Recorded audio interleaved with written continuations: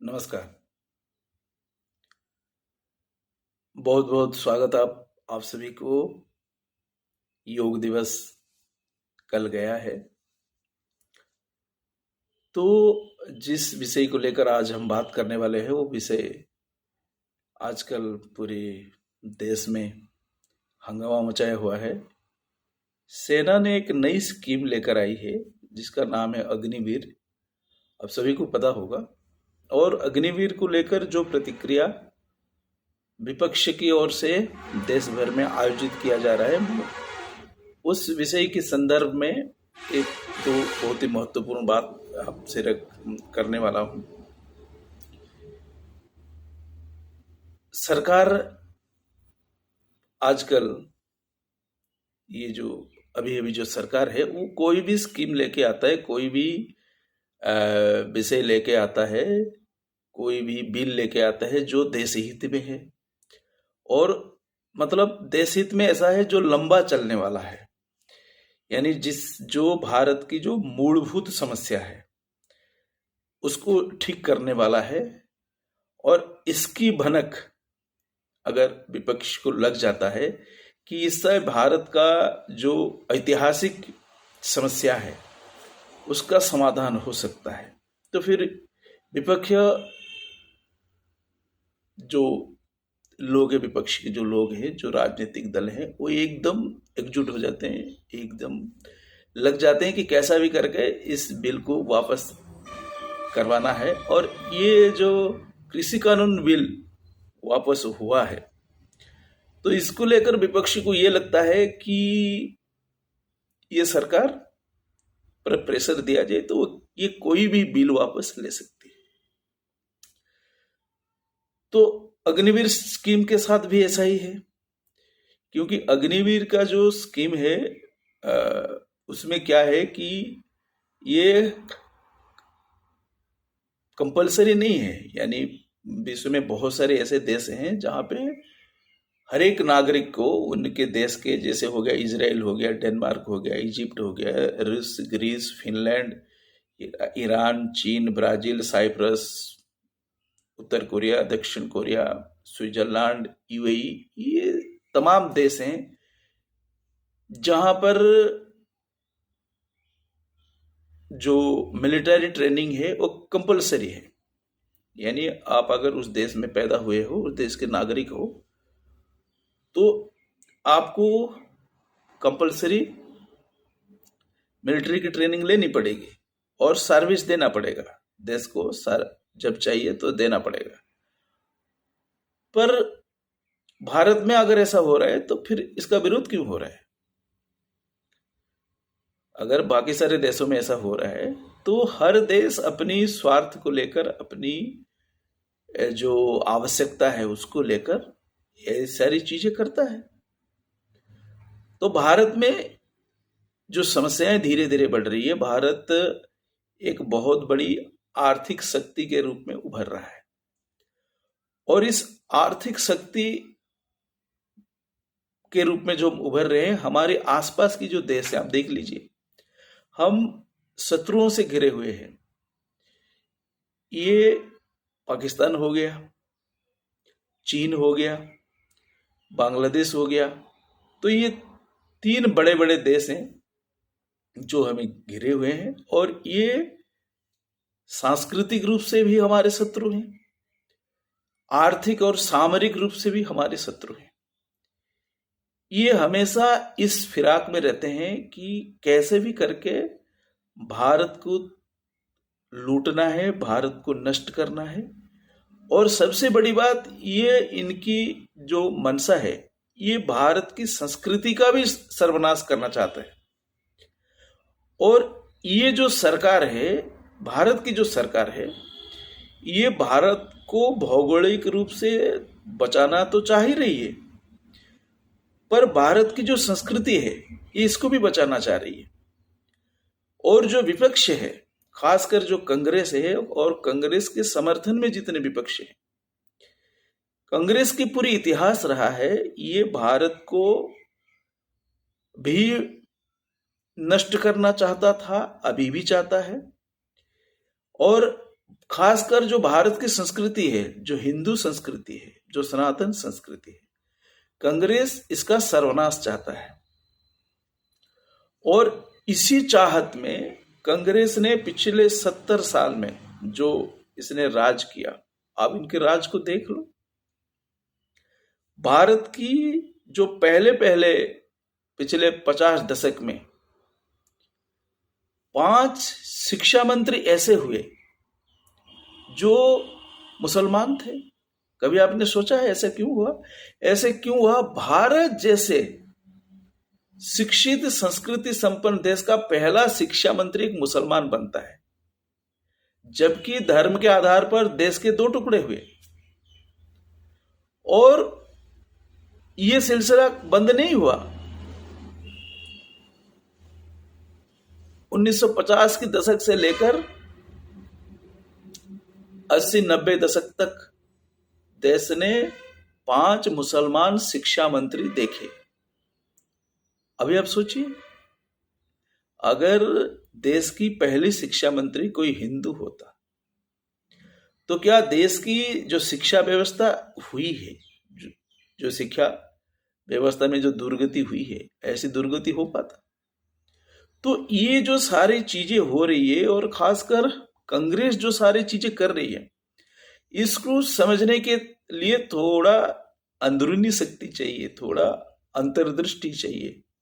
आपको आंतरिक रूप से बड़ी विकसित होना पड़ेगा, फिर आप कांग्रेस की जो षड्यंत्र है, या फिर कांग्रेस जिनके हाथ के कठपुतली होकर षड्यंत्र कर रही है, कार्यक्रम पूरा का पूरा कार्यक्रम कर रही है,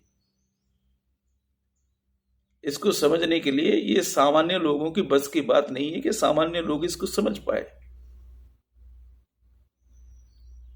तो इसीलिए ये बहुत जरूरी है। तो अग्निवीर की जो स्कीम है, ये ऐसी कार्यक्रम बहुत सारे देशों में हो रहे हैं। तो विरोध अग्निवीर स्कीम को नहीं, अग्निवीर स्कीम में जो चीजें हैं उसको नहीं है। नौकरी लगना है, 4 साल की नौकरी दे रहे हो, 4 साल के बाद वो क्या करेगा। तो ये जो चीजें बताई जा रही है, ये दिखाने के लिए है। इसके जो अंदर, इसके भीतर जो मनसा है, क्या मनसा है, इसको समझना बहुत जरूरी है।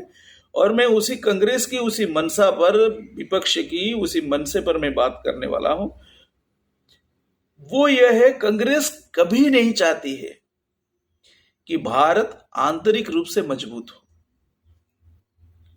क्योंकि भारत अगर आंतरिक रूप से मजबूत होगा तो भारत की जो संस्कृति है ये आंतरिक रूप से मजबूत हो जाएगी, और फिर आने वाले समय में इस संस्कृति को मिटाना असंभव हो जाएगा। तो ये जो पत्थरबाजी हो रही है, ये जो अराजकता, मतलब ये जब चाहे तब अराजकता फैला सकते हैं, ये जब चाहे तब सिविल वार करवा सकते हैं पूरे देश में। आपने देखे देश में जो हालात बने हैं अभी, ये तो हिंदू चुप हैं करके सिविल वार नहीं हुआ, हिंदू शांत है। हिंदुओं की जो धैर्य है वो अभी भी जमीन से नहीं टकराया है। हिंदू अभी भी उतावले में नहीं आए हैं, हिंदू अभी भी बहकावे में नहीं आए हैं। हिंदू अभी भी अपने आप को बड़े ही दृढ़ रूप से धैर्यवान होने का परिचय दे रहे हैं। तो इसीलिए ये शांति है। वरना काशी विश्वनाथ की विषय हो या ऐसे बहुत सारे विषय हैं, विपक्ष ने और खासकर मुसलमानों ने देश में जिस तरह का असभ्य व्यवहार किया है, मैं असभ्य जानबूझकर कह रहा हूं क्योंकि इसको कोई सभ्यता का ये आधार नहीं है। तो जिस असभ्यता का प्रदर्शन विपक्ष ने किया है, हिंदू अगर उतावला हो जाता, हिंदू अगर अधैर्य हो जाता, फिर तो सिविल वार होना तय है। और विपक्ष सिविल वार ही चाह रही है। और अगर ये अग्निवीर के जरिए जो युवक है वो देश की सेवा में लगेंगे, मजबूत होने का ट्रेनिंग लेंगे, सच्चाई इनको पता लगेगा, सत्य इनको पता चलेगा।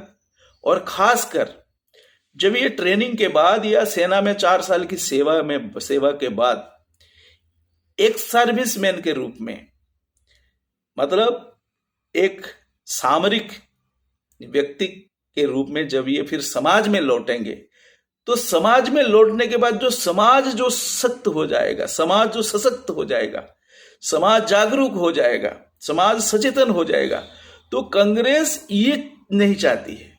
इस चीज को हमें समझना होगा। तो भारत की जो समाज है वो आंतरिक रूप से मजबूत हो, कांग्रेस ये नहीं चाहती। खासकर जो मुसलमान तबका है, जो देश में अराजकता फैलाने की फिराक में है, इनको अभी भी लगता है कि औरंगजेब से, मुगलों से जो शासन अंग्रेजों ने छीना था, ये शासन ये फिर छीन सकते हैं और छीन कर भारत को मुसलमान देश बनाएंगे। ये जो सोच में जो मुसलमान है, मैं सभी मुसलमानों की बात नहीं कर रहा हूं, मैं ये जो जिहाद करने वाले मुसलमान, आतंकवाद फैलाने वाले मुसलमान, ये जो लोग हैं,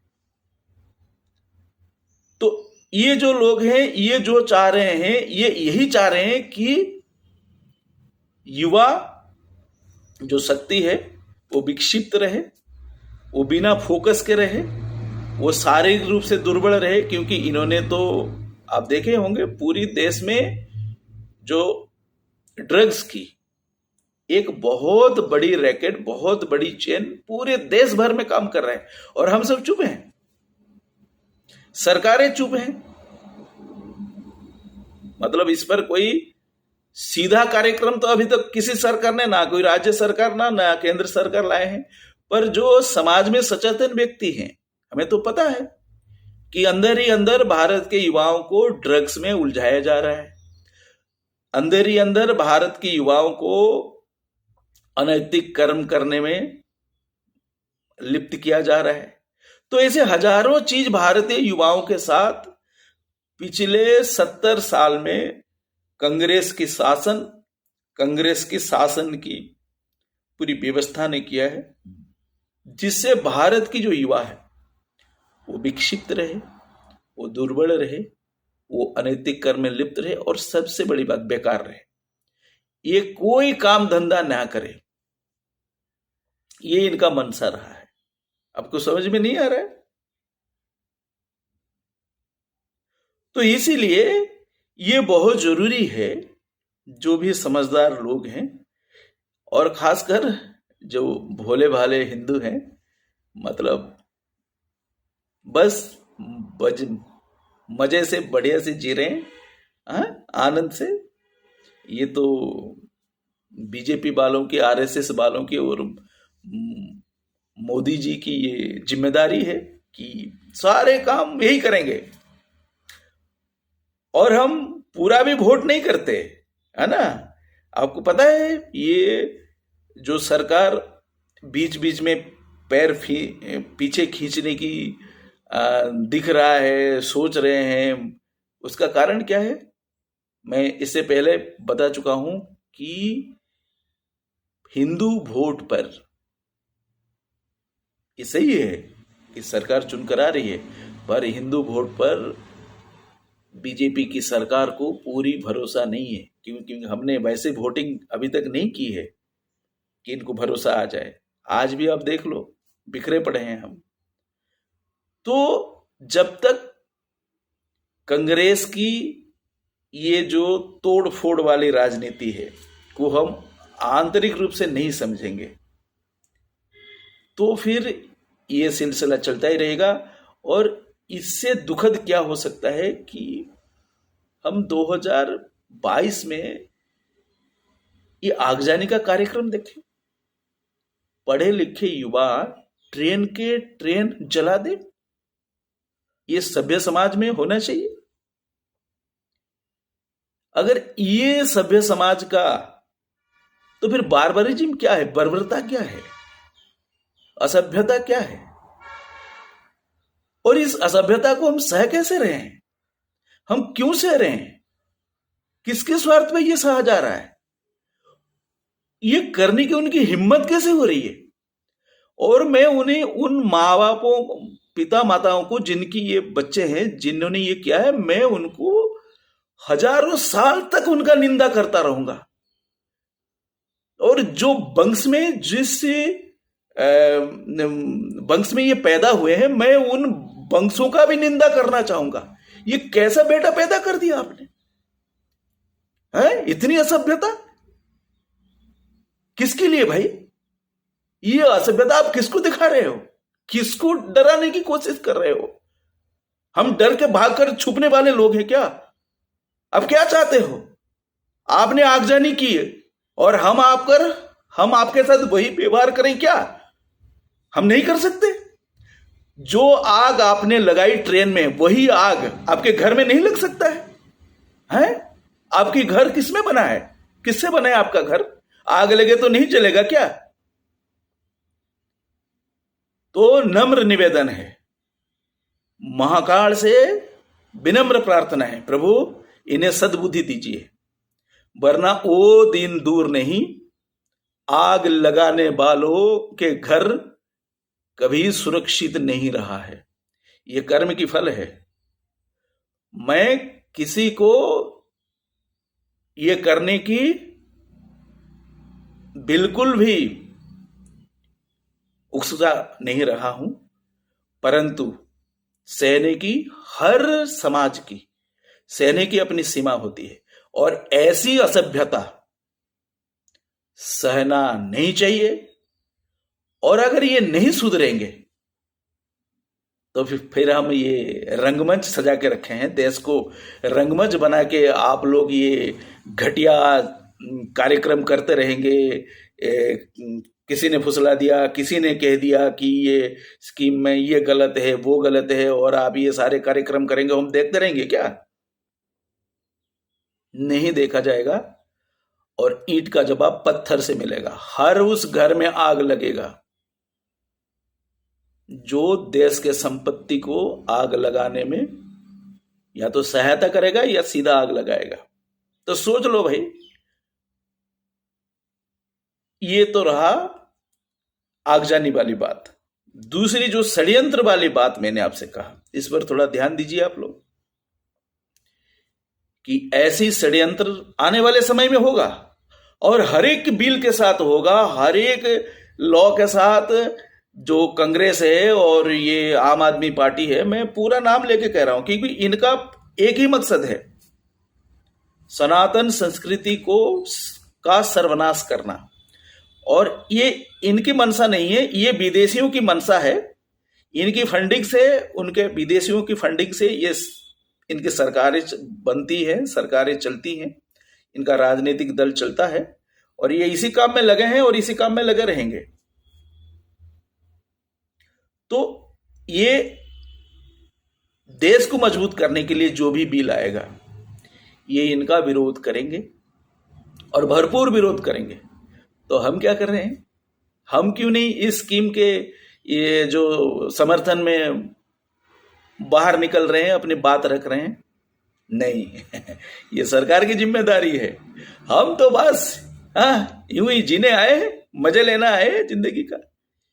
ये बुजदिली है, यही नपुंसकता है। अगर हिंदुओं को पता नहीं लग रहा है कि नपुंसकता क्या है, तो मैं आपको बता रहा हूं, यही नपुंसकता है कि कोई अकेला लड़ रहा है, सरकार अकेला लड़ रहा है और हम क्या कर रहे हैं? हिंदू हैं, मजे ले रहे हैं, चाय के चस्के के साथ टीवी देख रहे हैं, क्या आनंद आ रहा है, बढ़िया मोदी को घेरा जा रहा है, मोदी के साथ ये हो रहा है, शायद मोदी ने गलती कर दी। ये जो फितरत है ये ले डूबेगी, मैं बता रहा हूं। अगर सरकार देश की अच्छाई के लिए कोई स्कीम ला रही है तो हमारी जिम्मेदारी है, राष्ट्रभक्तों की जिम्मेदारी है। मानते हो ना अपने को राष्ट्रभक्त? कैसे राष्ट्रभक्त भाई? आंखों के सामने ट्रेन जल गया और चुप हो, विरोध नहीं करना है।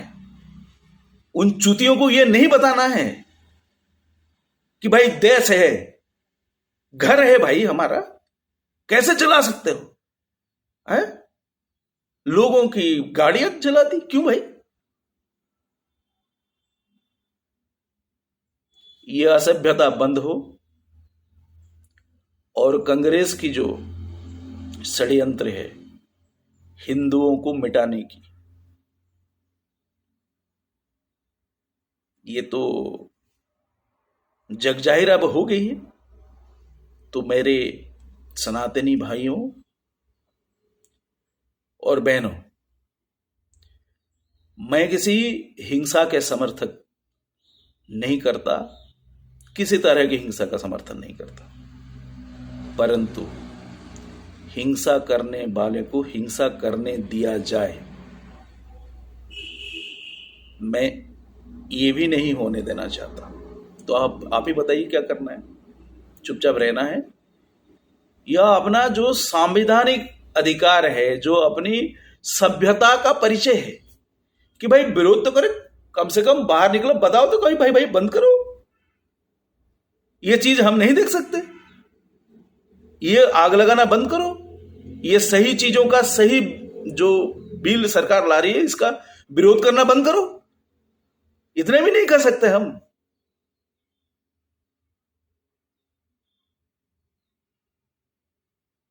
बहुत बहुत धन्यवाद। हर हर महादेव, जय भवानी।